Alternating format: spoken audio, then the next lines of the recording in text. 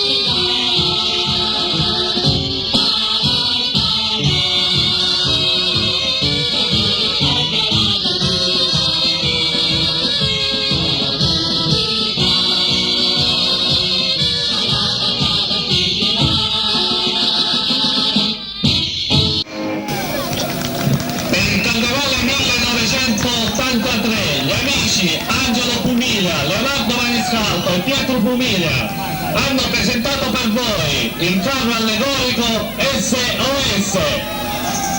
Il carro è stato ideato e costruito da Antonino Bivona con la collaborazione di Calogero Curveri. I versi sono stati interamente scritti da Filippo Marchese. Gli arrangiamenti musicali sono stati curati da Stefano Verde, con la collaborazione del maestro Titone Sebastiano e la sua orchestra. Organizzazione generale di Marco Marchese. Le coreografie delle Maggiorette Salvamo gli italiani sono state curate da Pietro Pumiglia. Il carro SOS ringrazia la ditta Fratelli Greco di Agrigento concessionaria dei trattori Langhini e il fotografo Ignazio Assenso per le fotografie. E inoltre il costruttore del carro Antonino Pivona e l'organizzatore Marco Marchese mettono a disposizione del comune di Sciacca i soggetti in carta pesta del carro SOS per addobbare la piazza Angelo Scandaiato per il Carnevale 1984. Il comitato applaude, grazie a voi e tenete presente di confermare il tutto. Grazie ancora. Se il comune accetta, è pregato di mandare domani mattina alle ore 8 i mezzi per ritirare il materiale in viale della Vittoria. E inoltre tutti i componenti del carro allegorico SOS ringraziano calorosamente tutto il pubblico saccense e anche forestieri che sono venuti a Sciacca per il Carnevale,